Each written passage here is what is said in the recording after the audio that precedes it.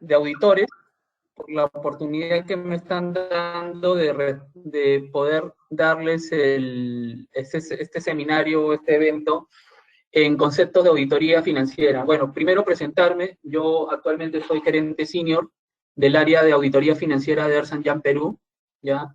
Soy expositor también de normas contables en materia de IFRS, apoyo al Instituto ANIF. Soy docente acá en Perú de la Universidad de Lima, San Marcos, en el Colegio de Contadores Públicos de Lima y en la Universidad de San, dito en la materia de especialización en normas internacionales de información financiera. Y bueno, el día de hoy, en este lapso, vamos a hablar sobre los conceptos de auditoría financiera, cómo se evalúan los riesgos, la composición, las pruebas de auditoría que se deben elaborar sobre el concepto del efectivo y equivalente efectivo. Bueno, el tema de la auditoría financiera, en realidad, se basa en un marco normativo de los cuales son las NIAs. ¿Estamos de acuerdo? Las NIAs son las que te van a fundamentar la forma de cómo tú tienes que evaluar tu naturaleza, alcance y oportunidad respecto al diseño de los procedimientos que tú vas a realizar respecto al concepto de las cuentas significativas que te interesan a ti como auditor financiero. Es importante también señalar que cuando tú vas a comenzar una auditoría financiera, propiamente dicho, de respecto a un negocio, primero se tiene que entender el negocio para poder enfocar el alcance que tú vas a formular respecto a tus pruebas de auditoría. En tal sentido, ese es un marco dentro de la planificación o dentro de la estrategia inicial que tú haces al concepto de la auditoría. Segundo, tienes que evaluar los riesgos, ¿ya? Para evaluar los riesgos, voy a abrir una hoja de cálculo para que me puedan entender un poco antes de entrar directamente ya a la formulación de lo que es el concepto de caja y bancos. Vamos a abrir una hoja de cálculo.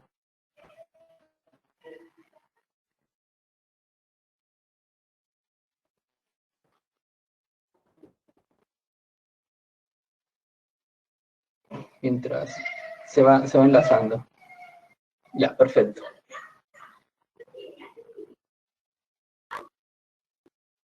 Vamos a verificarlo para entender un poco el diseño de los riesgos. Entonces, cuando uno evalúa el concepto de riesgo en cuentas significativas que son importantes para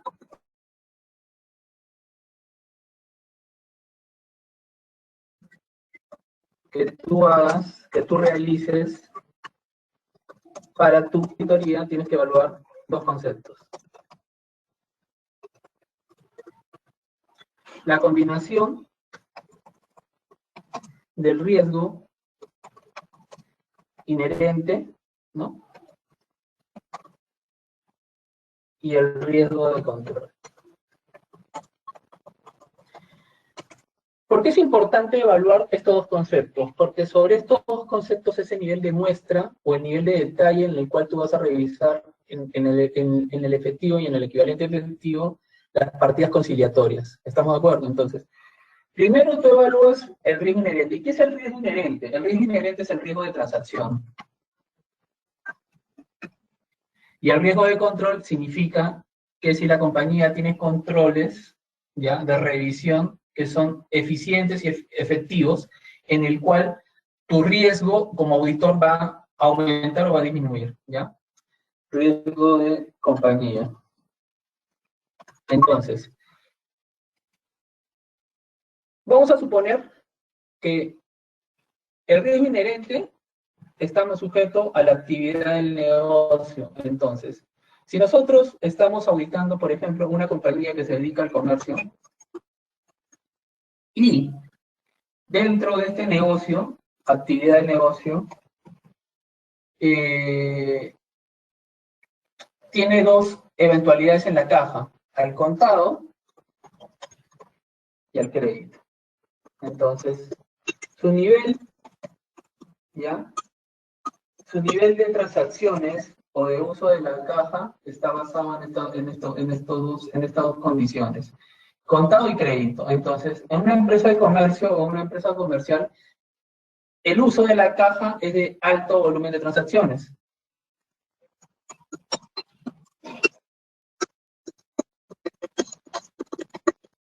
En tal sentido, tu riesgo inherente o tu riesgo de transacción va a ser alto.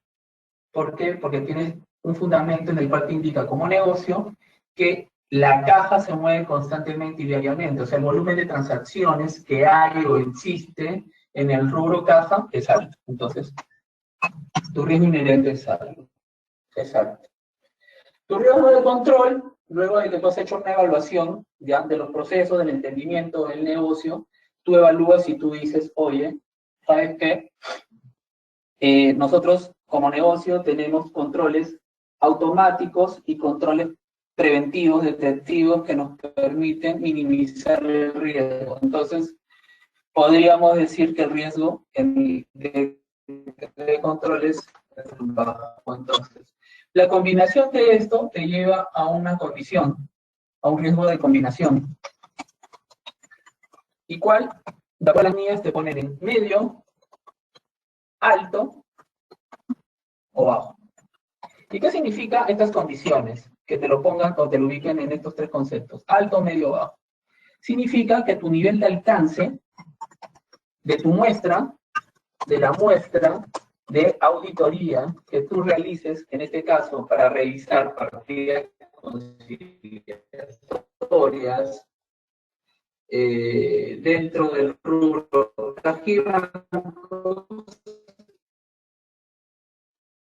se formule en que vas a hacer, si es alto, vas a hacer muchas pruebas de detalle, un alto nivel de revisión de documentos. Si es medio, una combinación moderada en la revisión de pruebas de detalle, y si es bajo, un nivel mucho más o menos detalle por ciento. Entonces, así que vas a revisar 25% sobre un umbral o un error de tolerancia que tú le vas a dar como auditor.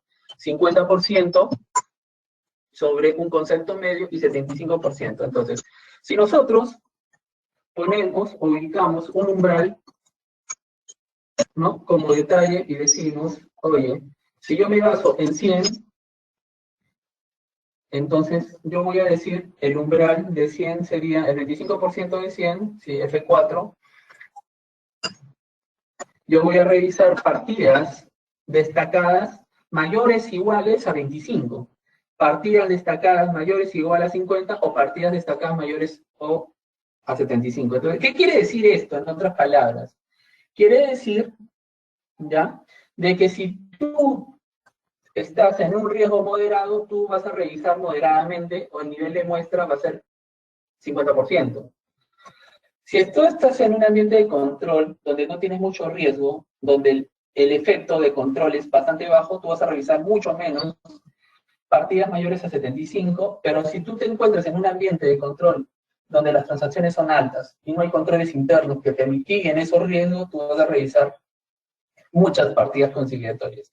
Entonces, esta es la técnica en la cual las NIAs o las normas internacionales de auditoría te dicen, oye, evalúa el nivel de destaque que tú vas a realizar sobre las muestras que tú vas a efectuar como auditor financiero. Entonces, sobre estos conceptos es como nosotros nos paramos y evaluamos el nivel de muestra. Luego, el segundo tip es, este es el primer concepto, ¿no? Primer concepto. El segundo concepto como auditor financiero ya en la etapa de ejecución,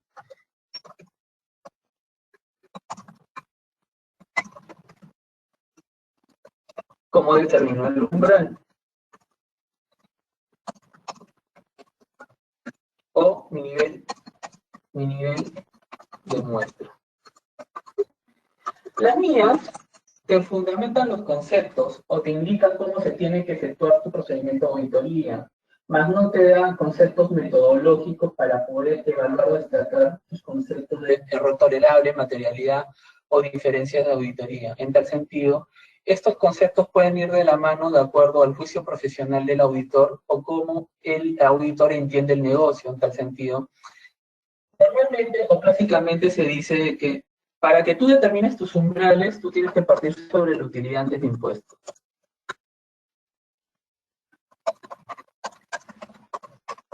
¿Por qué la utilidad antes de impuestos? Porque sobre esta utilidad antes de impuestos, como normalmente los negocios miden su gestión o su negocio, de repente, sobre los resultados que van obteniendo propiamente del ejercicio. En tal sentido, si tú dices, oye, mi utilidad, por ejemplo, para ponerlo, estamos en Perú, para ponerlo sobre un concepto de, esto lo vamos a poner acá,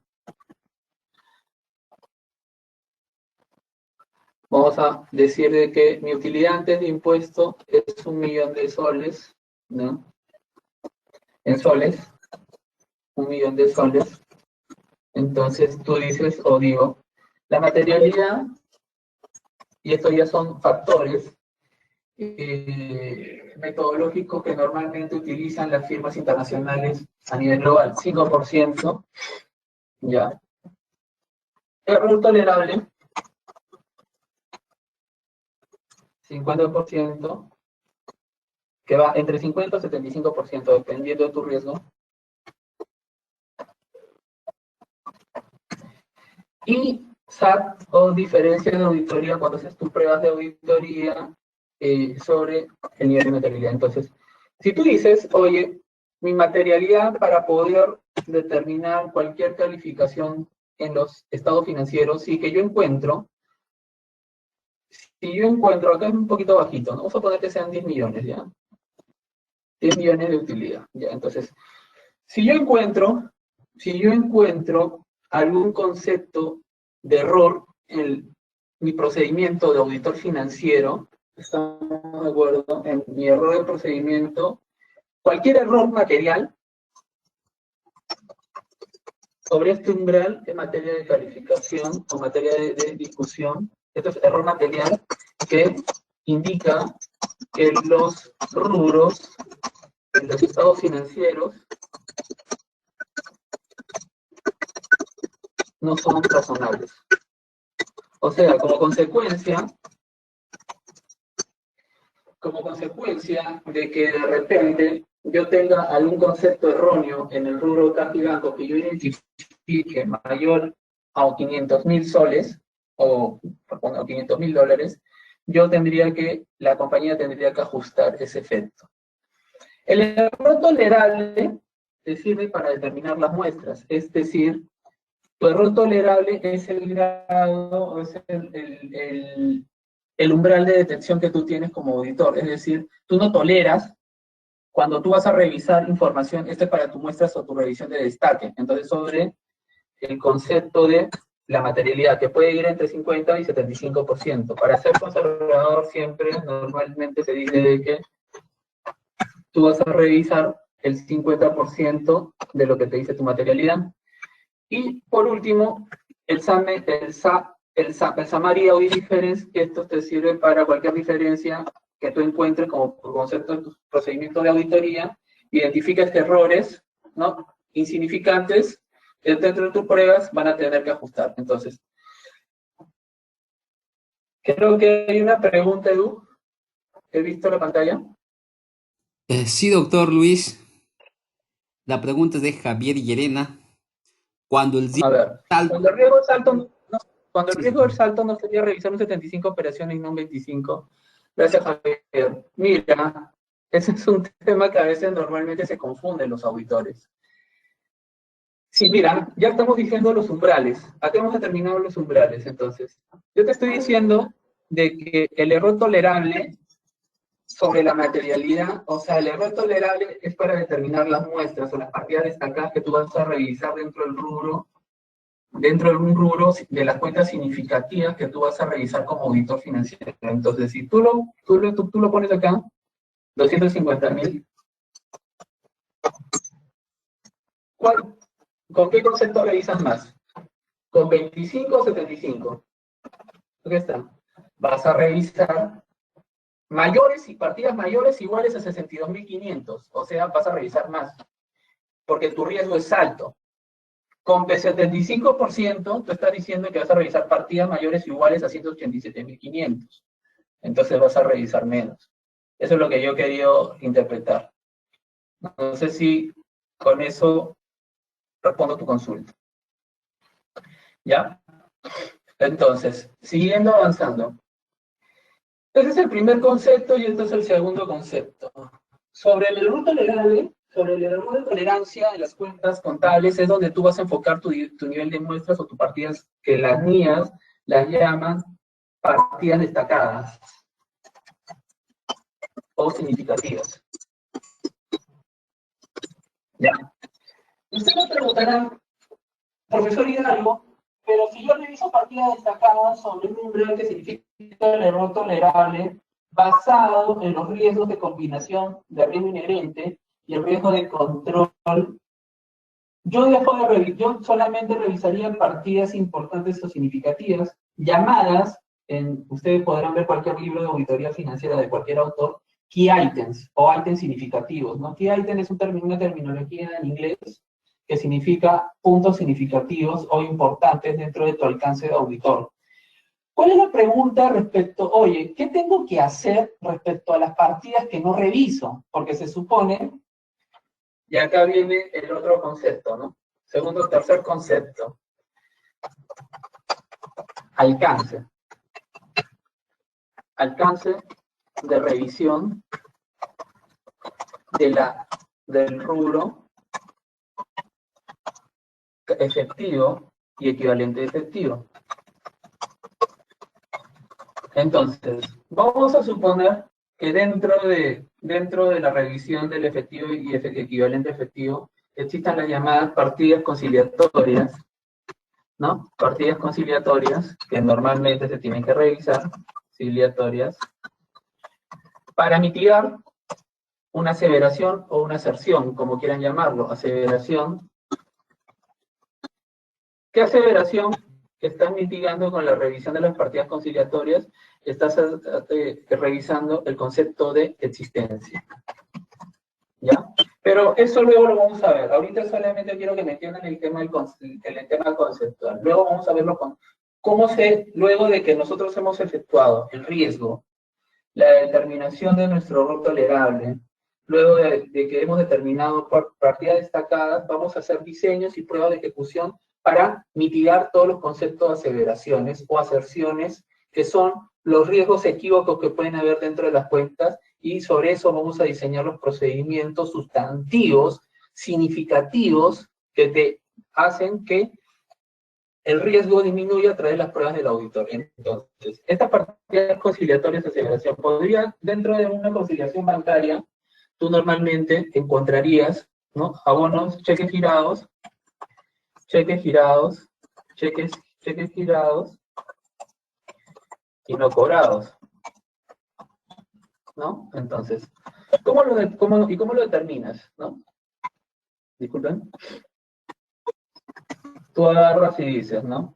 Saldo contable, lo vas a cotejar, saldo contable, vamos a suponer que sea 1 millón de soles, no estamos en Perú, estoy siguiendo con la partida monetaria peruana, saldo contable, saldo en bancos,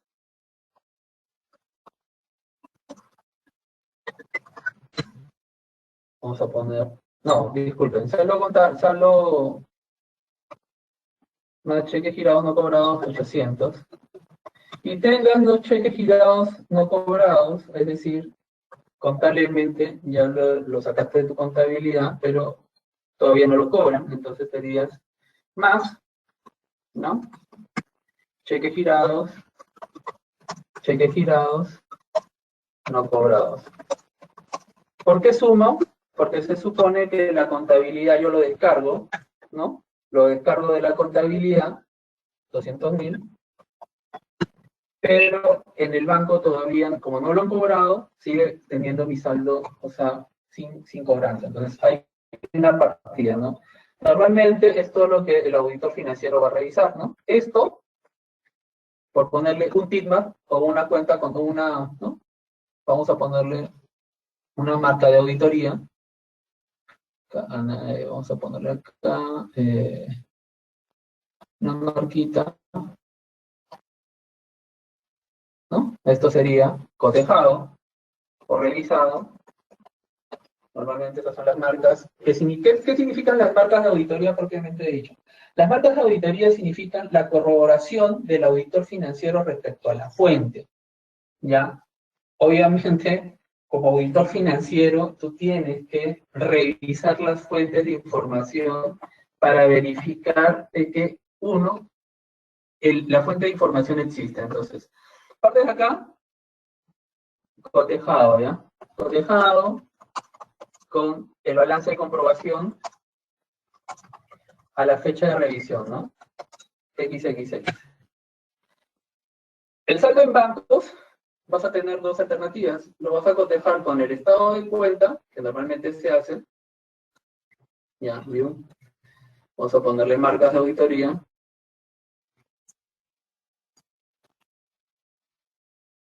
Vamos a ponerle esta marca. ¿Cuál es la fuente de información para verificar el banco? Cotejado con el extracto bancario, ¿no? Que de bancos de la compañía, ¿no? Así es como comienzas a hacer tu procedimiento de trabajo, ¿no? XXX.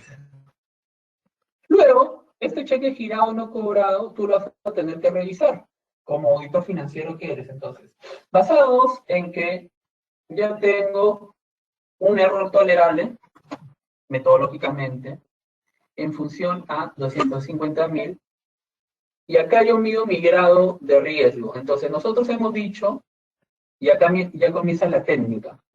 Oye, si mi riesgo inherente es alto y mi riesgo de control es bajo, yo tengo un riesgo combinado de tolerancia de medio. Entonces yo voy a utilizar voy a revisar partidas, ¿ya? Partidas, y acá comienza el concepto del alcance o scope, como quieran llamarlo, o scope, alcance o scope sobre mi error tolerable. Entonces yo digo, oye, 50% de mi error tolerable yo tengo que revisar partidas mayores o iguales a 125.000. Entonces, esto va a ser mi nivel de muestra sobre estas partidas conciliatorias. Entonces, vamos a suponer que estos cheques girados estén abiertos en dos conceptos. Un concepto, una partida conciliatoria de un cheque girado, un cheque girado de 180.000 soles, y una partida conciliatoria de cheque girado de 20.000 soles. Con eso, si yo sumo, me da 200.000, que es, si yo le pongo ¿no? Es la partida conciliatoria. Entonces, como auditor financiero, yo me baso en un nivel, por eso se dicen que la auditoría financiera se basa sobre, los procedimientos que tú diseñas se basan sobre una muestra selectiva en función a la técnica que utilizas, que es tu riesgo de combinación. Entonces tú dices, oye, yo solamente tendría que revisar esta partida conciliatoria, ¿no? ¿Por qué? Porque ya determiné mi técnica, que yo solamente, mi riesgo es revisar mi muestra sobre 125.000 soles. Entonces, esta partida la tengo que revisar. ¿Qué tendría que hacer? Una revisión posterior. ¿Me dejo entender? Entonces, ese es el principal concepto. Entonces, ¿qué estoy cubriendo? Estoy cubriendo mi aseveración de existencia a través de esta partida conciliatoria, que es significativa y que sí, como auditor, tendría que revisarlo. Creo que hay una pregunta, Edu. Sí, doctor, la pregunta es de Cristian. Indicarles a todos los participantes en la sala virtual, en la parte superior está el Zoom. Ustedes de acuerdo a lo que crean conveniente pueden agrandar la pantalla. Adelante, doctor. ¿Qué tal? Muchas gracias. ¿Qué tal, Cristian Virgilio Weiss? Creo que a ti te conozco del Colegio de Contadores Públicos de Lima, pero muchas gracias siempre te he visto siempre siguiéndome en las conferencias, tanto de IFRS como el de auditoría. Y muchas gracias por tu consulta. A ver, la revisión de partidas conciliatorias sería suficiente revisar del mes de diciembre al que realizamos el corte, o cómo establecemos nuestros meses a revisar. Muchas gracias, Virgilio. Acá también entran dos conceptos importantes, ¿ya? Que tenemos que nosotros evaluar como auditores. Escuchen. Metodológicamente, tú puedes tener dos conceptos. Uno, si tú has evaluado el control interno de un negocio y le das la oportunidad al negocio de que revises, identifiques el flujograma, el entendimiento del proceso, revises la segregación de funciones, revises el recorrido del negocio y establezcas procedimientos de control interno, tú con esa información tú podrías dar una efectividad del proceso y por tal motivo tu revisión de alcance ya de saldos lo podrías hacer en un mes interino diferente al cierre fiscal. Es decir, tú podrías, si tú haces una efectividad y evalúas el control interno y tú te satisfaces como auditor financiero de que el control interno que el negocio tiene es efectivo, que tiene un RP de negocio, que tiene procesos automáticos, que los controles manuales preventivos y detectivos son suficientemente potentes y efectivos,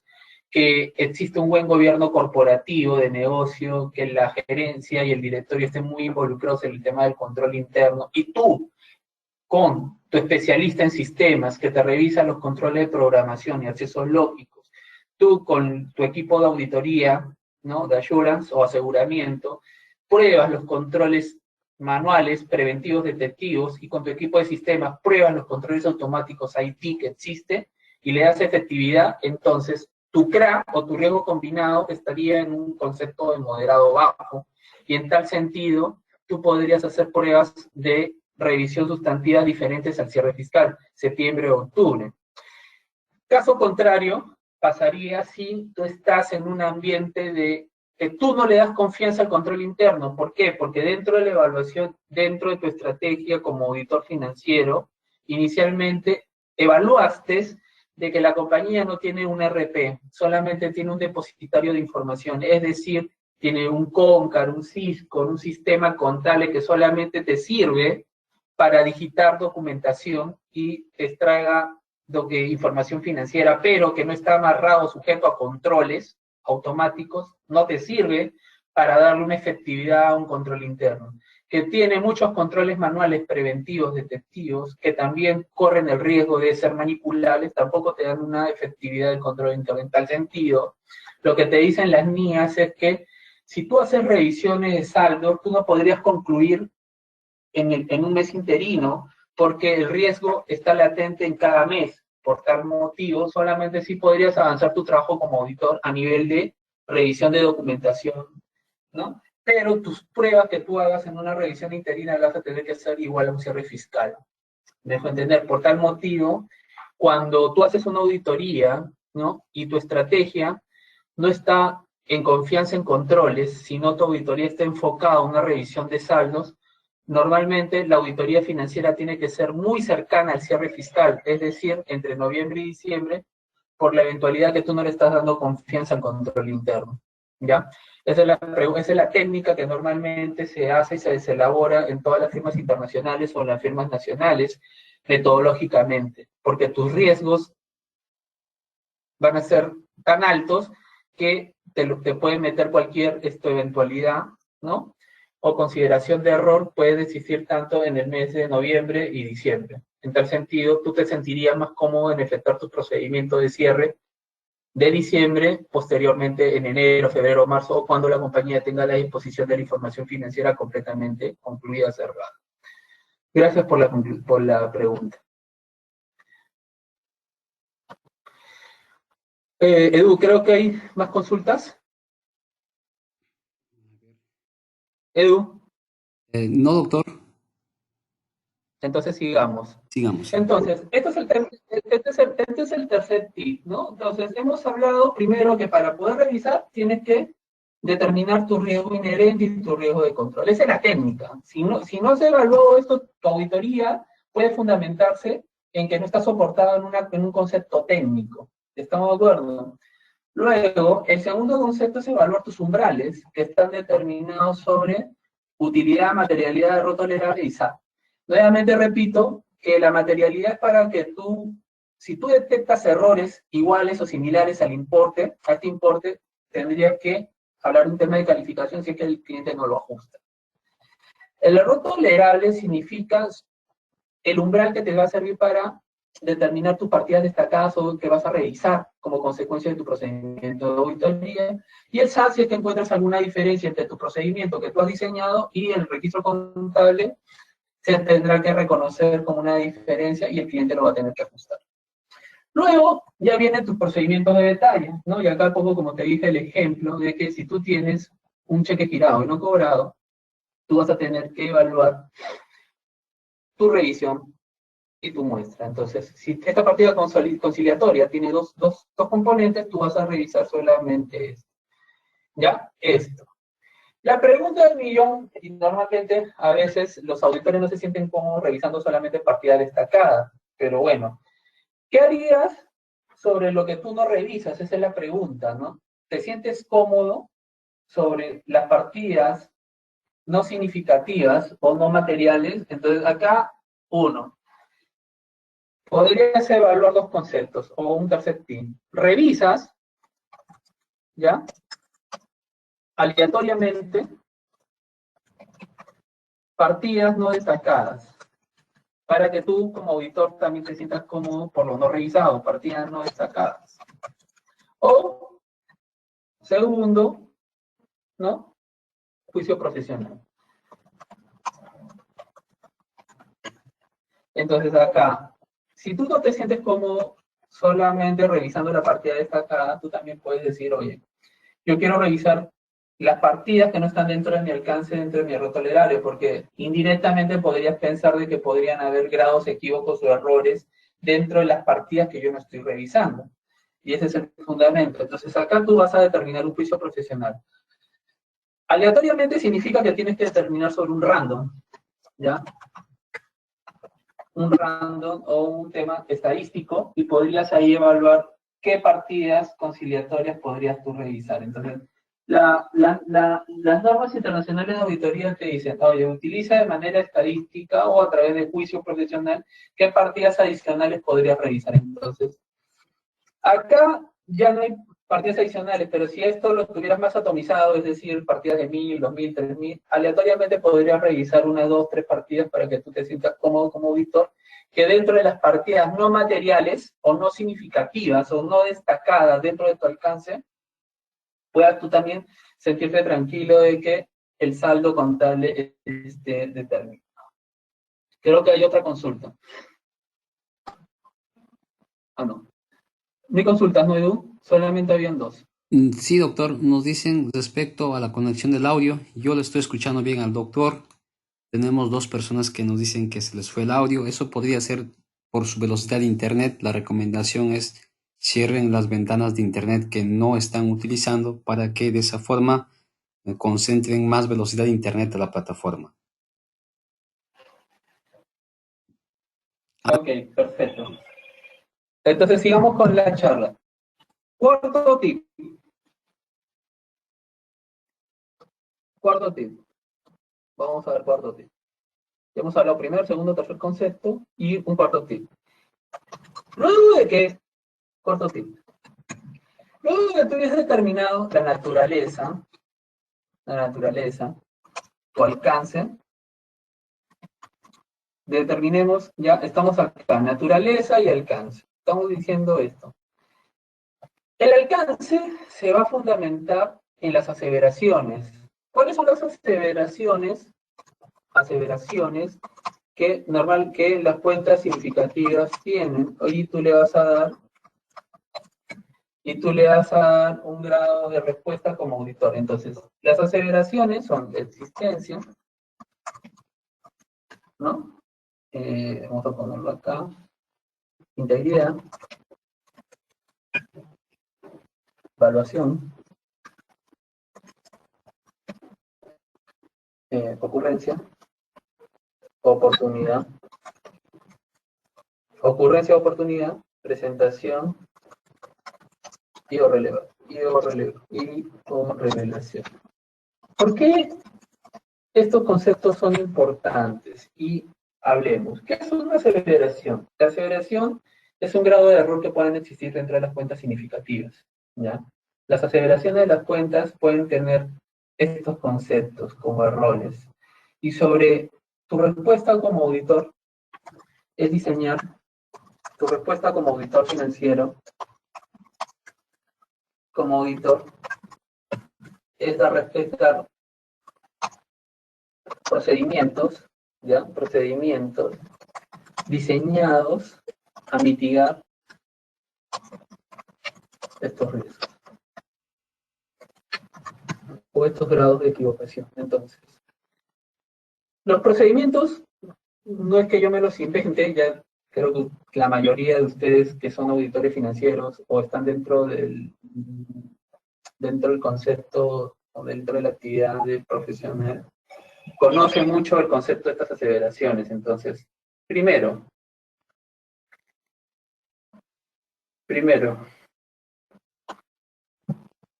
para mitigar el concepto de existencia. Normalmente lo que el auditor financiero va a confirmación a bancos. Y con eso le vas a dar respuesta a la mitigación de existencia. Confirmaciones a bancos. Caballero, para que tú puedas decir de que una partida dentro del rubro efectivo y equivalente efectivo exista, te tiene que responder el banco. ¿Y qué te va a responder el banco? Acá tienes distintos conceptos. Cuentas corrientes, cuentas de ahorro, depósitos a plazo, derivados, como forwards, swaps, entre otros. Obligaciones financieras,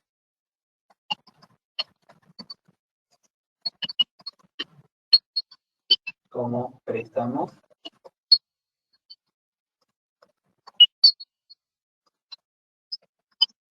pagares,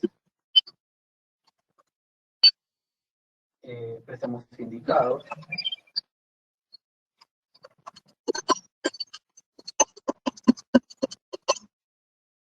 leasing, entre otros. Entonces, con todos estos conceptos, tú vas a mitigar todas estas partidas que normalmente una entidad tiene. O sea, es decir, tú no puedes, como auditor financiero, cerrar tu auditoría si tú no tienes las respuestas de bancos. ¿Por qué? Porque te corres el riesgo de que alguna partida, como estos ejemplos que les estoy dando, no lo haya registrado contablemente el cliente. ¿Puede existir? Sí, puede existir. ¿Estamos de acuerdo? ¿Sí? Hasta ahí quisiera saber si el público o la audiencia tiene alguna consulta o duda. Vamos a solicitar a los participantes si tienen alguna pregunta, por favor, este es el momento para que lo puedan hacer vía chat como también vía micrófono. Voy a revisar si tenemos preguntas. Para hacer preguntas por micrófono, en la parte izquierda superior hay un icono de una mano, hacen clic en levantar la mano.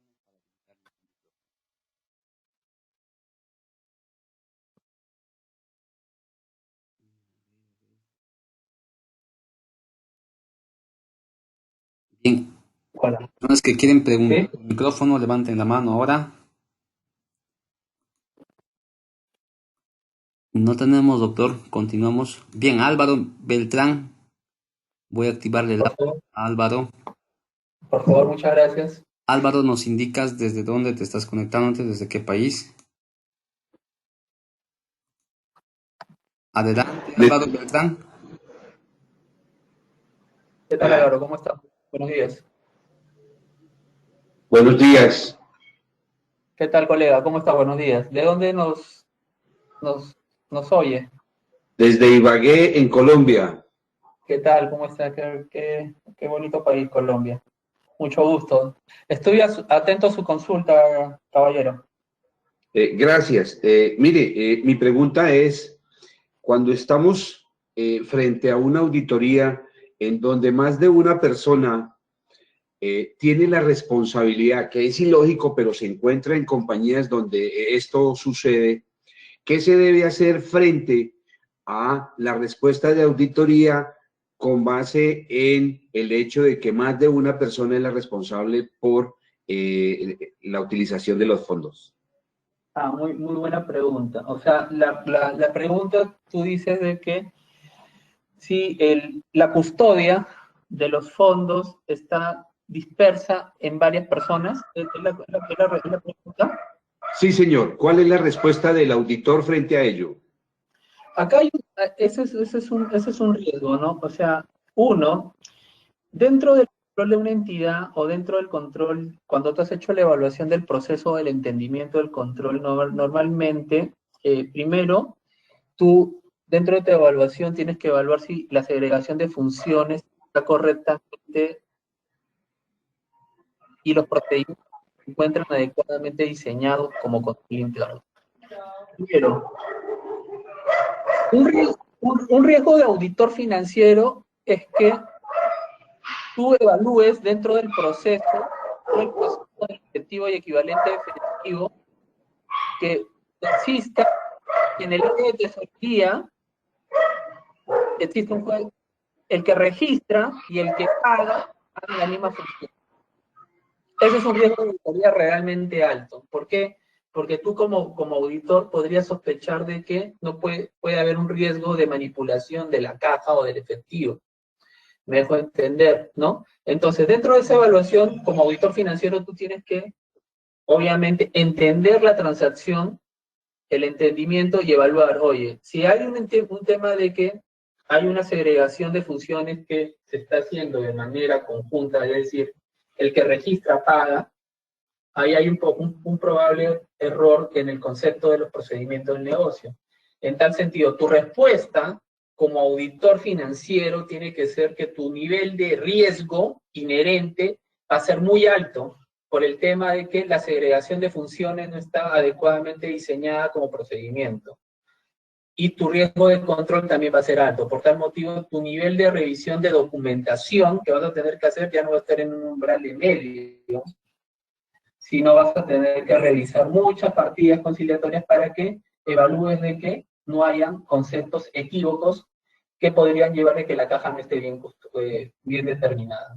Segundo, si tú ahora el concepto de que, oye, hay muchas personas que manipulan la caja, o sea, uno, podríamos pensar de que tú estás en un negocio comercial donde hay muchas cajas, ¿no? De cobranzas o otra que se hagan cobranzas de manera manual y no a través de transferencias de cuentas, obviamente también el riesgo es muy alto. Entonces tú como respuesta de auditor, nuevamente repito, si tu riesgo de transacciones, que es tu riesgo inherente, y tu riesgo de control no se mitigan o no son moderados o bajos, vas a tener que hacer muchas pruebas de detalle en la revisión de partidas conciliatorias, vas a tener que tener mucha certeza de cuando confirmes a los bancos de tener las respuestas. O sea, tú no puedes soltar, tú no podrías decir o quedarte tranquilo solamente revisando, ¿no? El balance de comprobación, el saldo contable y el saldo de bancos en ese sentido porque tu riesgo es muy alto. Entonces vas a tener que esperar a que todos los bancos te confirmen para que tú ya tengas una seguridad de que las cuentas corrientes estén contabilizadas, las cuentas de ahorro también, los depósitos a plazo, los derivados y las obligaciones financieras, para que tú, como auditor, te sientas tranquilo de que todas estas partidas existen. Y obviamente vas a tener que, en las partidas de conciliatorias que existen, o la diferencia que existe entre los bancos y los estratos bancarios, vas a tener que revisar no sobre un alcance de 50 o 75, sino sobre un alcance de 25, para que te sientas tranquilo y satisfecho de que tus procedimientos te lleven a un grado de tranquilidad, de existencia e integridad en la cuenta de efectivo y equivalente efectivo. Muchas gracias por la pregunta. Doctor Luis, tenemos más preguntas de Por José favor, Fernando, que le estoy asignando al chat, muchas gracias. de Egma. Perfecto. Me gusta cuando Pero también, preguntas. también tenemos una pregunta por micrófono. Voy a activarle el audio a Por Freddy favor, Pérez. por favor. Adelante, Freddy.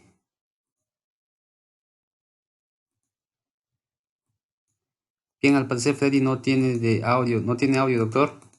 Entonces vamos respondiendo a las preguntas de los escuchas. Una pregunta, el procedimiento para determinar los riesgos. Ah, acá ya me dieron audio. ¿Qué tal? Buenos días. Mi nombre es ¿Qué tal? Muy Freddy buenos Álvarez, días. de Salud de Guatemala.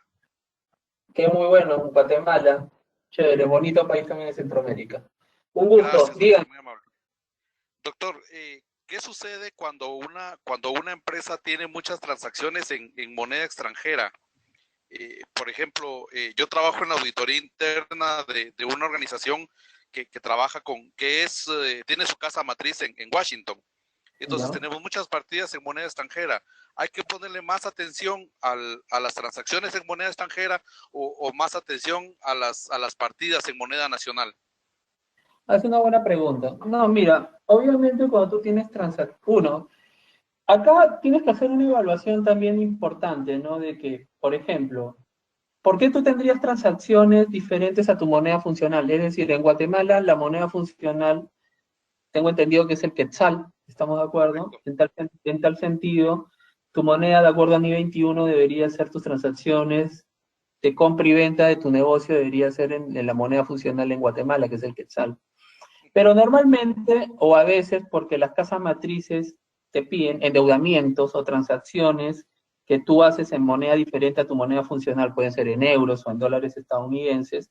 Entonces, sí hay un alto riesgo porque obviamente tienes un concepto ya no de existencia e integridad, sino el concepto de evaluación, ¿no? ¿Por qué? Porque si tus transacciones en caja son diferentes a la moneda funcional que normalmente tú estás localizado en el país, obviamente vas a tener un concepto de evaluación. Uno, el tipo de cambio fiscal o el tipo de cambio de cierre que tú utilices no lo realicen de acuerdo al tipo de cambio que te dice la Superintendencia en Banco de Seguros de Guatemala, lo estén realizando con el tipo de cambio del fisco.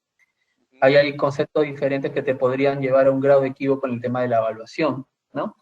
Otro, también podría ser que también existan, transacciones que se puedan equivocar al momento del registro contable. Entonces sí le tienes que tener mucho ojo en ese tema de transacciones. Y otra cosa que también tienes que, como son transacciones fuera de tu ámbito de operación de tu país, tienes que tener mucho cuidado en el concepto de la existencia. ¿Por qué? Porque podría haber el alto riesgo de que te estén contabilizando conceptos que de repente no existan, ¿no? Ese es el grado. El auditor tiene que ser siempre escéptico, tanto el auditor financiero externo como el auditor interno. Tiene que ser muy escéptico, por eso hay este concepto de las aseveraciones, ocurrencia de grado de equívoco que pueden ver dentro de los registros contables, ¿no? Entonces, un auditor siempre tiene que ser muy escéptico y muy desconfiado en las transacciones que existen, ¿ya? Tú le das respuesta a ello haciendo confirmaciones, probando la evaluación, y si tú te sientes satisfecho con tus procedimientos de trabajo y las respuestas que tú le estás dando a esas aseveraciones llegan a satisfacerte como auditor, lo mitigas y estás tranquilo. ¿Ya? Muchas gracias por la pregunta. Segundo, vamos a responder acá, tengo consultas también a ver, por favor, acá, de los colegas, José Fernando Castro Salazar. Una pregunta, ¿el procedimiento para determinar los riesgos y materialidad se deben incluir en algún documento como soporte de la auditoría? Sí, José Fernando, o sea, a ver, las normas internacionales de auditoría te piden de que, primero, las cuentas significativas o cuentas importantes que como auditor financiero tú vas a revisar tienen que estar documentados en un papel de trabajo. Definitivamente, este primer concepto que hemos revisado tiene que tener un papel de trabajo con estos conceptos que he puesto, ¿no? Evaluando tu riesgo de combinación. Segundo, el papel de trabajo sobre la materialidad, yo solamente les he hecho las consideraciones cuantitativas, pero tú también tienes que hacer consideraciones cualitativas. ¿Cuáles son las consideraciones cualitativas para la materia de error tolerabilidad? Que, por ejemplo, una consideración cualitativa es que el directorio de la gerencia tome decisiones sobre la utilidad de impuestos. Por eso te estás basando en este umbral. Porque la gerencia del negocio podría tomar decisiones sobre el EBITDA, sobre el margen bruto, sobre los ingresos, no lo sé. Entonces, eso te lleva a conllevar cuál sería tu umbral de revisión. Tercero, también tienes que saber si el cliente o la compañía tiene resguardo financiero, porque tienes que revisar. Si el cliente siempre ha sido auditado. Si ha sido auditado, te da una mayor tranquilidad como auditor financiero de que la compañía es una compañía que siempre ha tenido una responsabilidad dentro de su información financiera y operativa. Si el cliente es un cliente de primer año, tienes que evaluar quién ha sido el auditor predecesor.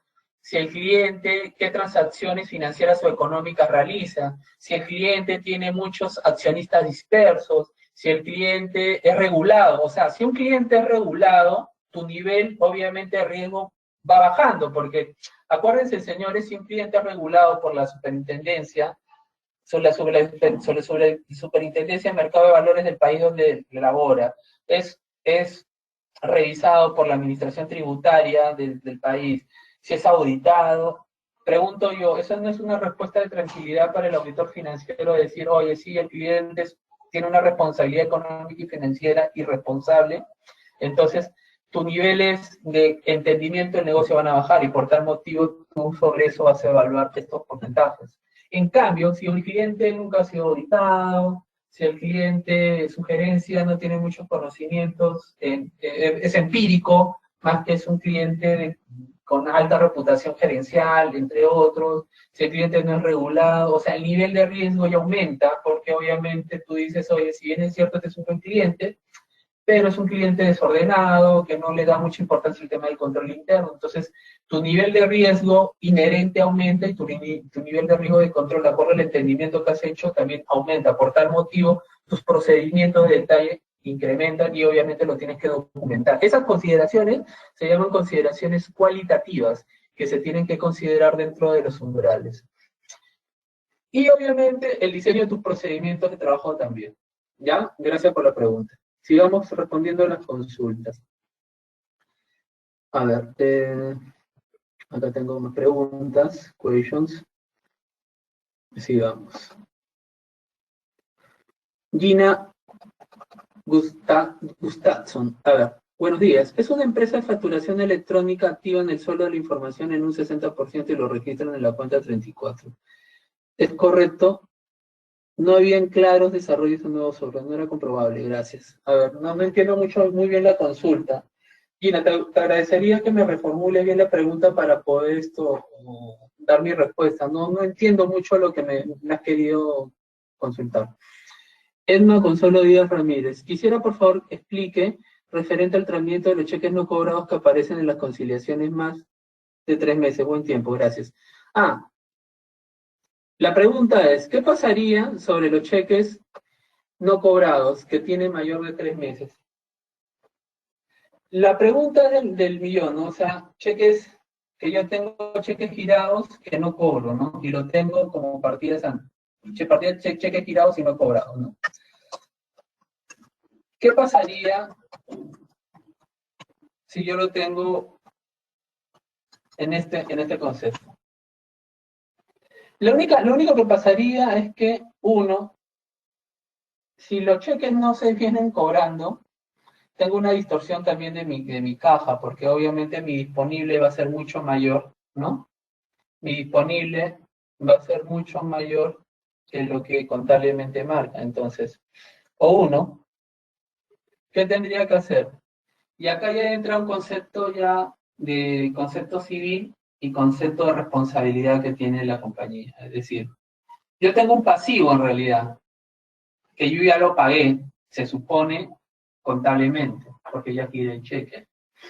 Entonces, acá comienzas a evaluar. Si tienes partidas muy antiguas, mayores a 3 meses, y tu proveedor o la persona a la cual tú le has girado el cheque y no viene y no te lo cobra, tú tienes que hacer una evaluación primero civil.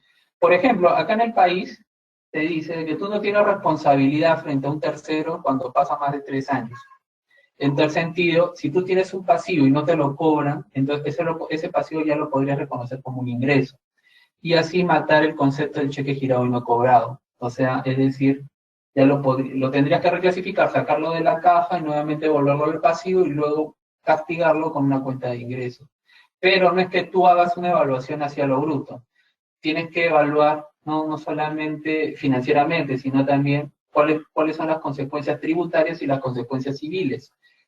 Acá, por ejemplo, como nuevamente repito, en el Perú, si no te cobran más de 3 meses, tú ya no tienes responsabilidad. En tal sentido, ese pasivo lo puedes matar contra una cuenta de ingresos y se acabó, y ya lo desaparece de tu partida conciliatoria. Entonces, tienes que evaluarlo, obviamente tienes que evaluarlo. Tienes que llamar, oye, decirle a tu cliente, a tu proveedor que venga y que cobre, si es que es tu procedimiento de eso, para que luego no tengas problemas. ¿Me dejo entender? Si no, tienes que mantenerlo como cheque girado, pero tienes que hacer eventualidades operativas, conciliar con tu cliente para que venga a hacer las cobranzas respectivas y puedas matar ese cheque girado y no cobrar. ¿Por qué? Porque si no, el nivel de riesgo de que tu partida contable y tu partida bancaria se diferencie está por estos conceptos de volatilidad de las transacciones de las partidas conciliatorias. Entonces tienes que regularizarlas, ¿ya? Gracias por la pregunta. Doctor Luis, voy a activarle el audio a Gina. Ya, perfecto. Gina, muy buenos días. Tienes el micrófono habilitado.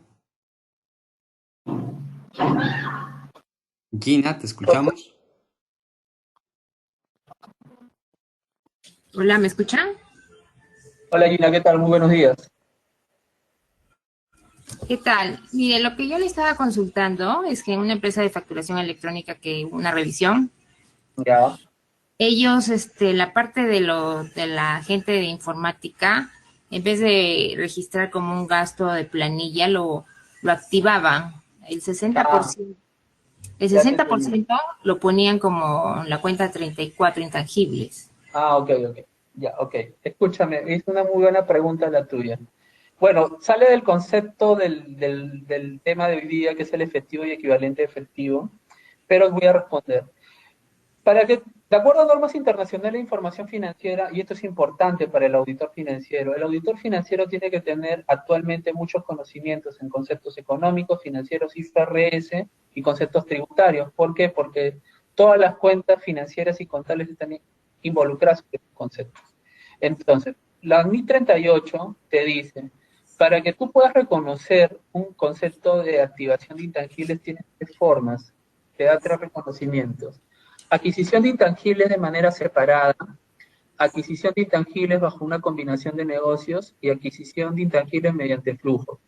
Lo vamos a entender uno a uno. Una adquisición separada es que tú controles un activo. ¿Y qué es el control? Que tú puedas disponer o vender un activo a tu disposición del negocio y que lo puedas identificar. Esos son los conceptos de intangibles. Pregunto yo, esta facturación electrónica, la compañía lo puede controlar, lo puede transferir, lo puede vender, lo puede enajenar. Considero de que no. En tal sentido, eso nunca se debió reconocer como capitalización de intangibles. ¿Por qué? Porque la facturación electrónica, tengo entendido, es un concepto tributario y por tal motivo, ¿quién es el que tiene el control de esta licencia? El fisco, que solamente cede a las compañías para que puedan realizar esta transacción tributaria. Entonces el control no es tuyo. Se dice que tú tienes el control de un bien cuando tú puedas disponer el bien como se te plazca como negocio. ¿Me dejo entender? Entonces, en ese sentido, eso es un ajuste de auditoría que obviamente nunca se debió contabilizar como activo.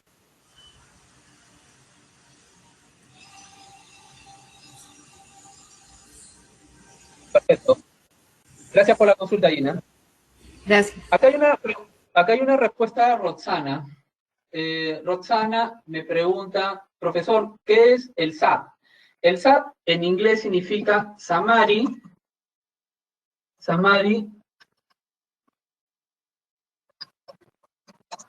Audit Difference.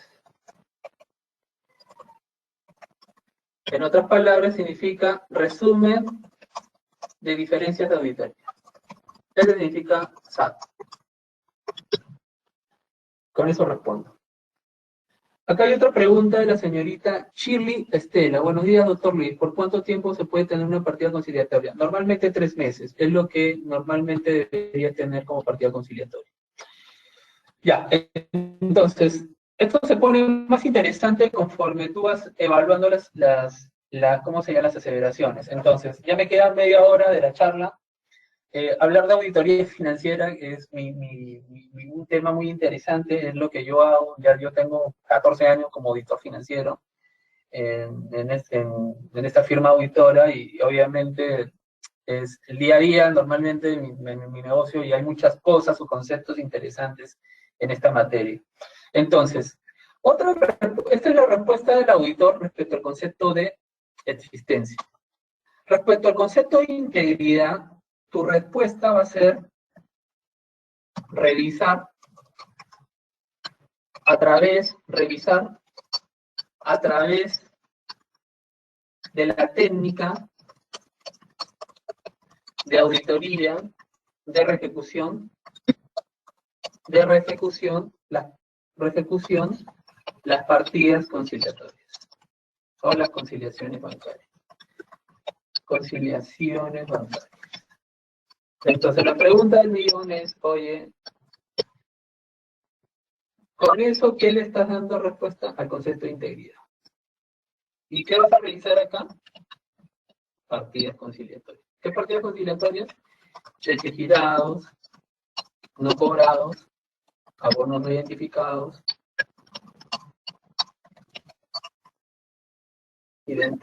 identificados, y todas las partidas conciliatorias que puedan haber.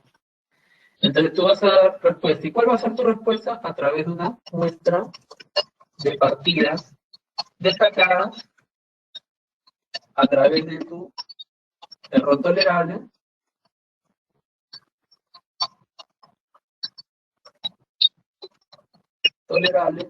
y a través de random o muestra aleatoria estadística. Aleatoria, random, al azar, ¿no? Entonces, tú con esta técnica de ejecución, lo que vas a hacer es nuevamente elaborar lo que el cliente ha hecho, y vas a probar las diferencias que existen entre el saldo contable y el saldo bancario. Lo vas a tener que revisar a través de muestras de partidas destacadas en función a tu error tolerable, lo que les he explicado, y en función a tus conceptos de aleatorio. ¿Por qué? Porque el auditor se tiene que satisfacer no solamente por lo que has revisado como muestra de alcance, sino también por las revisiones aleatorias o adicionales que a ti también te puedan llevar a satisfacer tus temas. Valuación. Tercera pregunta. Valuación, es decir, disculpen, acá también en temas de integridad tienes que revisar cortes de chequeras o transferencias. Para ver los conceptos de oportunidad que se realican de manera correcta. Tercero, valuación. En el tema de la evaluación, tienes que revisar el tipo de cambio de las partidas monetarias diferentes a tu moneda funcional, diferentes a la moneda funcional del negocio. ¿Estamos de acuerdo? Tú vas a revisar qué, y con eso vas a dar respuesta al tema de la evaluación. Y profesor, usted me preguntará, ¿y si yo tengo depósitos a plazo o fondos mutuos? Tienes que revisar, ¿no?, los ingresos financieros, ¿no?, los ingresos financieros de los equivalentes de efectivo que te generen rendimientos financieros. Por ejemplo, los depósitos a plazo menores a 3 meses. ¿No? Porque se supone que si tú tienes un depósito a plazo menor a 3 meses, te va a generar un rendimiento financiero, sí. Entonces también esa es una prueba que tienes que hacer. Revisar el ingreso financiero producto de ese activo financiero. Oportunidad. Como les dije, acá tú puedes tener dos alcances. ¿En qué momento yo voy a realizar mis revisiones o procedimientos, mis procedimientos de detalle y revisión? Entonces, ¿en qué oportunidad lo vas a hacer? Tú puedes hacer una revisión interina, sí, pero no puedes concluir. Si es que tú, obviamente, no concluyes si es que tú no le has dado oportunidad a que el control interno sea revisado. Porque el tema del riesgo puede existir en cualquier mes. Entonces, normalmente, si tu evaluación dentro de tu auditoría, tú no le das la oportunidad a que revises el control interno y tu estrategia de auditor financiero es seguir procedimientos de revisión de saldos, es decir, procedimientos sustantivos directamente o procedimientos de detalle, tu revisión tiene que ser muy cercana o muy pegado al cierre fiscal. El cierre fiscal depende del país donde te encuentres, ¿no? Del país donde él ejecute el negocio. Por ejemplo, acá en el país, en Perú, el cierre fiscal es al cierre del año, el 31 de diciembre. Por ejemplo, en Estados Unidos el cierre fiscal es diferente, va de junio a junio, ¿no? En Europa es de septiembre a septiembre. Entonces, en Latinoamérica normalmente los cierres fiscales son de enero a diciembre. Entonces, tu auditoría tiene que ser muy pegado al cierre fiscal. Puede ser noviembre, diciembre, y esa sería la oportunidad en la cual tú ejecutes tu procedimiento de revisión. Y por último, la presentación o revelación. ¿Por qué la presentación o revelación tiene que estar enfocado de acuerdo a las políticas contables? Políticas contables IFRS. A ver, acá me detengo un momento. ¿Por qué las políticas contables IFRS están amarrados al concepto de la presentación o divulgación? Y vamos a poner un ejemplo, ¿no? Acá vamos a abrir una cédula, tú dices, ¿no? Descripción del rubro, descripción del rubro efectivo y equivalente efectivo. ¿Estamos de acuerdo? Saldos, vamos a poner saldos al 31 de diciembre del año X, ¿sí? Entonces, normalmente se elabora así, ¿no? Ajustes, ¿no? De acá, se pone de haber, ¿no? Lo pongo acá, estoy armando mi cédula. Reclasificaciones.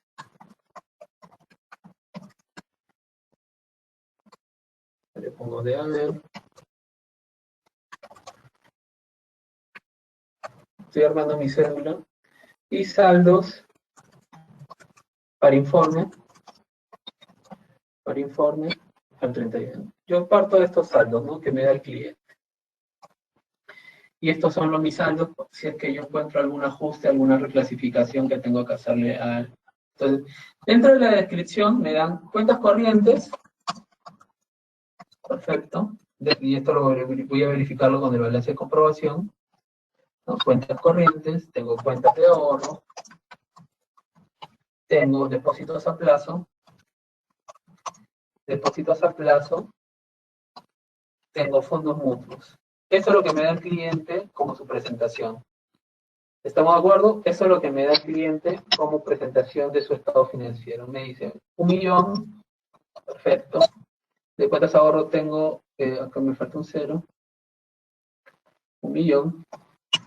Acá cuentas de ahorro, 500.000. ¿No? Depósitos a plazo, me dicen 2.100.000. Fondos mutuos, me dicen 800.000. Entonces, él me da estos saldos. Perfecto. Total, ¿no? Total, y armo mi sumario. Entonces, con eso, yo soy auditor financiero, yo estoy revisando y tengo que revisar estas partidas. Primero, yo tengo como auditor financiero evaluar los conceptos de las políticas contables de acuerdo a normas internacionales de información financiera o los GAAP que la compañía utiliza. Entonces, la pregunta del millón que tendría que evaluar. Para que yo, de acuerdo a NIT o IFRS, yo diga de que esta presentación esté bien, yo me voy a basar en la NIT 7. Estado de flujo efectivo. Y la NIF 7, dentro de sus conceptos, te dice que el efectivo y equivalente efectivo, para que sean reconocidos como caja, tienen que ser de disponibilidad inmediata y menores a 3 meses. Entonces, pregunto yo, si me dice el cliente depósitos a plazo mayores a 3 meses,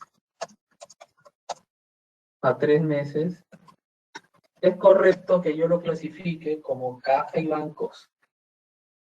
Es la pregunta. La respuesta es no. Los depósitos a plazo mayores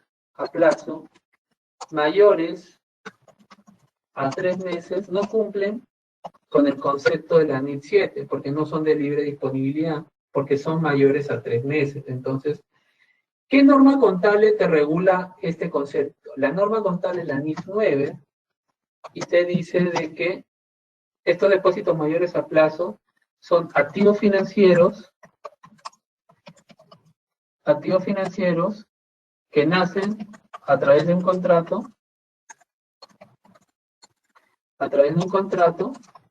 y se debe clasificar como inversión financiera a costo amortizado. En tal sentido, acá ya tendría que hacer yo una reclasificación. ¿Por qué? Porque la caja que me está mostrando no está bien. Entonces lo que yo voy a hacer es sugerir esta reclasificación. Propuesta de auditoría, ¿no? Proponer la siguiente reclasificación, se propone la siguiente reclasificación.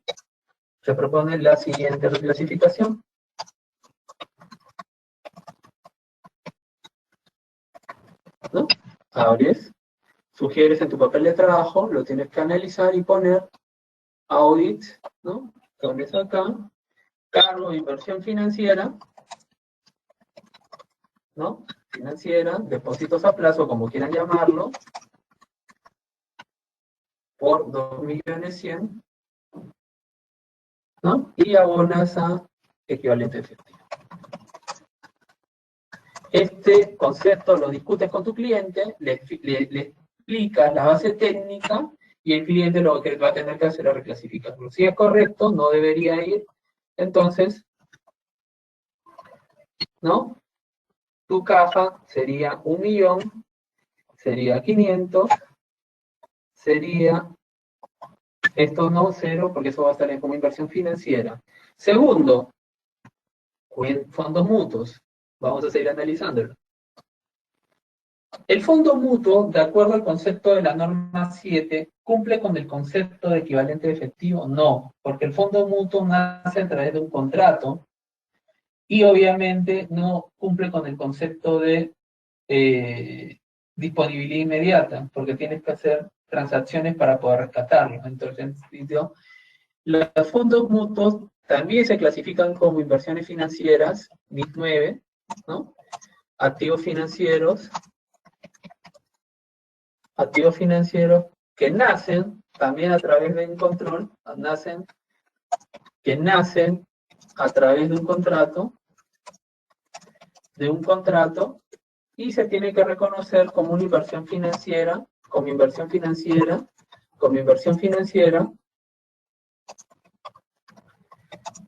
no al costo amortizado, sino con cambios con efecto a resultados. Entonces, vas a sugerir la siguiente reclasificación. También vas a sugerir la siguiente reclasificación como auditoría financiera, inversión financiera, fondos mutuos, y lo vas a sacar de tu caja y bancos. Entonces, esto se reclasifica y por tal motivo se vuelve 0. ¿Por qué? Porque esos dos rubros van a ir a tu concepto de inversión financiera. Entonces, tu verdadera caja, de acuerdo a NIF y de acuerdo a la aseveración, presentación y políticas contables, no debería ser 4.400.000, sino 1.500.000. Edu, ¿hay preguntas?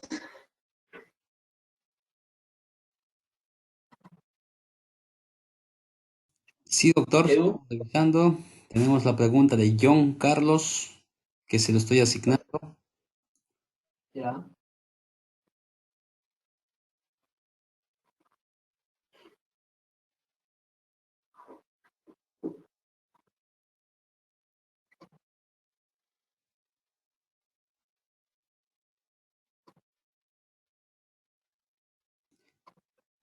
Se le envié, doctor. Tenemos también la mano levantando. Por favor. Camac, Silvia Melet. Voy a Perfecto, gracias. el micrófono. John Carlos Camac. Parronay Flores. Determina como activo financiero todas aquellas transacciones que superen los 3 meses independiente de su objeto. John Carlos Farronay, ¿qué tal? Buenas. No, escúchame. Los activos financieros, de acuerdo al concepto de la NIS 9, te dicen, uno, nacen a través de un contrato, ¿ya? Nacen a través de un contrato. Y esas inversiones te van a generar flujos de caja a través de la utilización del activo, ¿ya? Entonces, para que tú clasifiques un equivalente efectivo, ¿ya? Un equivalente efectivo dentro del rubro caja o equivalente efectivo, la NIT 7 es la que te da el concepto, y la norma 7 te dice, la NIT 7, estado de flujo efectivo te dice, un efectivo y un equivalente efectivo son de libre disponibilidad y tienen un efecto menor a 3 meses. Te invito a que por favor lo revises, ¿no? Dentro de la norma 7 y te vas a dar ese concepto. Entonces, luego, como consecuencia de ello, los depósitos a plazo que son menores a 3 meses sí son equivalente efectivo, pero mayores a 3 meses, por ejemplo, si yo hago un contrato de depósitos a plazo a 360 días, en caso yo quiera rescatar mi dinero, ¿el banco qué va a hacer? Me va a penalizar porque estoy incumpliendo el contrato, entonces no es de libre disponibilidad y te rompe el concepto de libre disponibilidad y por tal motivo no lo puedes tú contabilizar o reconocer como un equivalente efectivo. Ese es el concepto fundamental. ¿Ya? Y por tal motivo, los depósitos a plazo con contratos mayores a 3 meses se tienen que reclasificar en el rubro activos financieros, porque es un activo financiero dentro del concepto de la NIF 9 a costo amortizado, porque es lo que, ¿por qué? Porque al costo amortizado, porque tiene capital más interés. En el tema del fondo mutuo, obviamente eso es un activo financiero con cambios a valor razonable, ¿por qué? Porque no tiene el concepto de capital de interés, sino es el cambio, el fondo mutuo va cambiando de acuerdo a las valorizaciones de mercado que tenga. Por eso se clasifica como un activo financiero. ¿Es correcto? Entonces, al vulnerar de esos conceptos, no lo puedes clasificar como equivalente efectivo, el cliente te estaría dando un error en la presentación. Y por tal motivo, tú como auditor financiero tienes que evaluar esas condiciones y ese error en fundamento con las normas internacionales de información financiera. Gracias por la pregunta.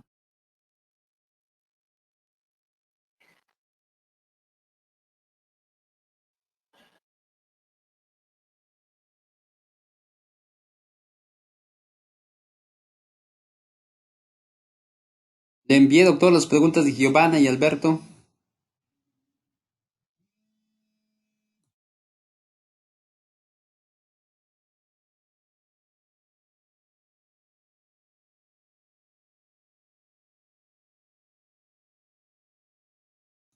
Doctor Luis.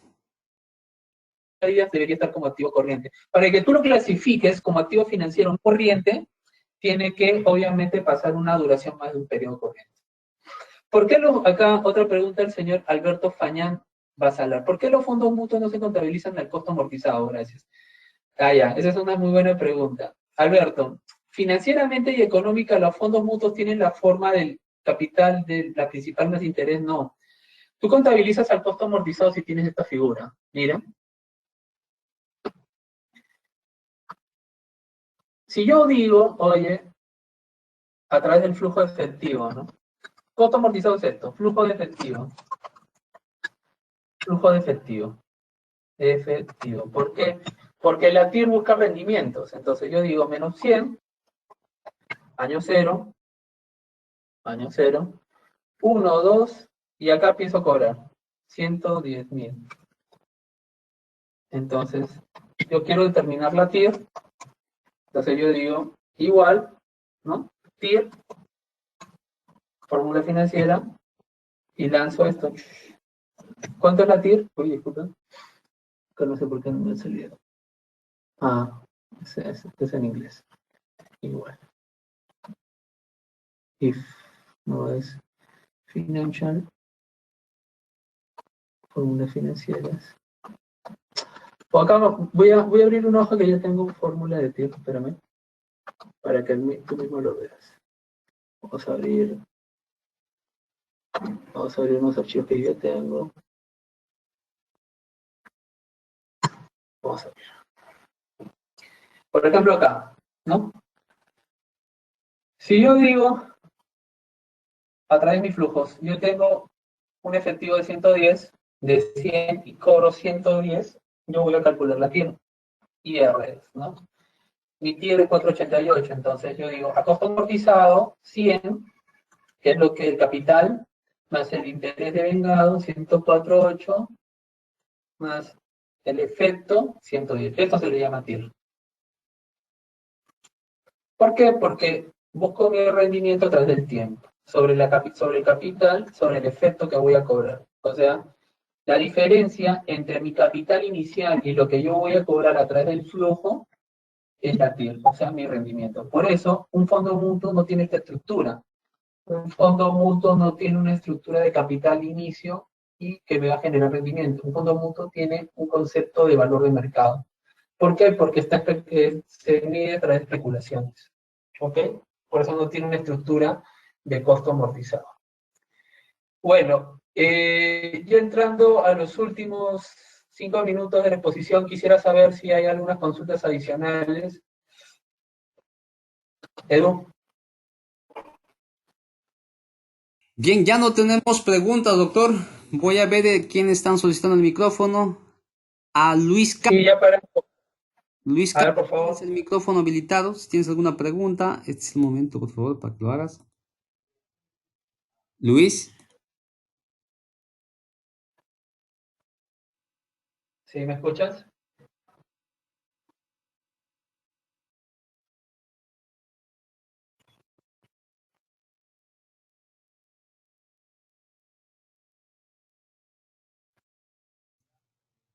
Doctor, cesamos con la pregunta de John Carlos.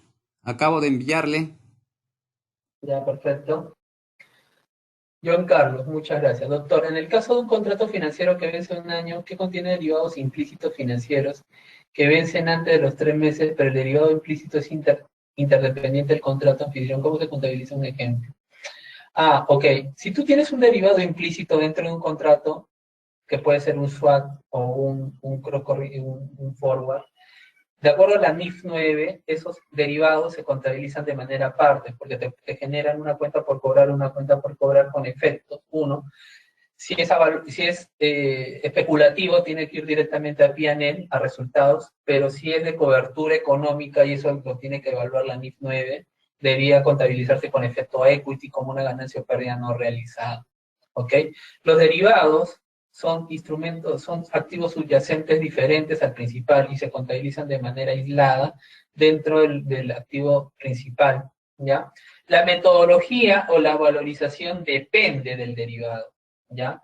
Por ejemplo, para que tú puedas contabilizar un derivado, un forward, tú tienes que utilizar una metodología económica llamada interpolación de tasas. Eso es lo que la metodología económica te lo dice, ¿ya? Entonces, eso se contabiliza como un activo financiero, si es que es una ganancia contra ingresos, y una pérdida contra una pérdida financiera disminuyendo el activo financiero, ¿ya? Bueno, señores, ya concluyendo el curso, espero, vamos a hacer un resumen. Hablar de auditoría, en realidad, es hablar muchos conceptos. El término de caja y bancas, nuevamente le digo que es un tema muy sensible. Usted tiene que evaluar siempre el riesgo inherente de los riesgos de controles para que determine sobre qué nivel de alcance o revisión vas a tener. Luego, tú tienes que evaluar siempre los riesgos. El auditor revisa los riesgos en base a la significancia o los grados de repercusiones que puedan tener la compañía, y sobre eso tú vas a determinar o diseñar tus procedimientos de trabajo, tus procedimientos de auditoría. ¿Cuáles son las pruebas de auditoría normalmente? Son las pruebas que presento: la integridad, existencia, evaluación, presentación y revelación. La existencia es confirmar, obviamente, tienes que confirmar siempre. Tú no puedes cerrar tu procedimiento de auditoría sin tener una respuesta de banco un tercero. Integridad, tienes que hacer pruebas de corte, pruebas de conciliaciones bancarias, corte de chequeras, transferencias, lo que yo le está diciendo. La evaluación de moneda extranjera tiene que ser de acuerdo a la evaluación de las partidas no monetarias, obviamente diferente de moneda funcional. Y en el tema de representación y revelación de las financieras, tú tienes que tener mucho, pero mucho cuidado, porque hay muchos negocios que confunden el concepto de los depósitos. Y escúchenme muy clarito, tú comienzas a evaluar un depósito a plazo mayor a 90 de la fecha de origen. Es decir, si tú estás en octubre y has firmado un contrato de depósito a plazo mayor a 90 días, tú contabilizas o comienzas a contar desde octubre, noviembre, diciembre, enero. Desde esa fecha ya la consideras como un activo financiero, como una inversión financiera. Me dejo entender, o sea, desde la fecha de origen.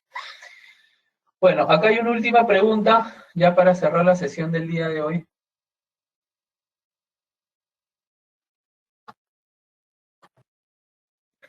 Por favor, el cuadro de Excel para tomarle foto, gracias. Muchas gracias, pues espero que les haya gustado la dinámica. No se preocupen, en este momento lo voy a guardar ya en mis carpetas y se lo voy a enviar a Edu. Edu, entonces con esto doy por finalizado el seminario gratuito del día de hoy. Sí, doctor, muchísimas gracias. Doctor Luis Hidalgo, también me encantaría que nos expliques, doctor, el día 24, ¿qué tema tenemos, doctor? De 9 a 11, en nuestra segunda. El día 24 vamos a hablar el curso gratuito de la auditoría financiera sobre activo y equivalente, activo fijo, que es un rubro también de importancia significativa. ¿Ya? Bien, muchísimas gracias, doctor Luis Hidalgo. Nos estamos encontrando entonces en plataforma el próximo sábado 24 de 9 a 11 de la mañana, y el 1 de diciembre estamos iniciando con nuestro curso de especialización en auditoría financiera. Doctor Luis, muy buenos días, que tenga un excelente fin de semana. Un abrazo a la distancia. Igualmente, muchas gracias a todos los colegas por la oportunidad que me brinden, y espero verlos en el curso de auditoría, que va a estar bastante interesante. Mis cursos de auditoría siempre están enfocados a IFRS y a los riesgos. Es la metodología que se utiliza actualmente de acuerdo a las técnicas que te dicen las niñas. Espero que haya sido de su agrado, y nada, hasta próximas oportunidades. Un gusto. Saludos. Chao. Bien, muchísimas gracias, doctor Luis Hidalgo. Muchísimas gracias también a cada uno de ustedes por haber estado presente en esta sesión. Les estaremos esperando el próximo sábado 24 de 9 a 11 de la mañana. Señores, muchas gracias. Buenos días. Que tengan un excelente fin de semana.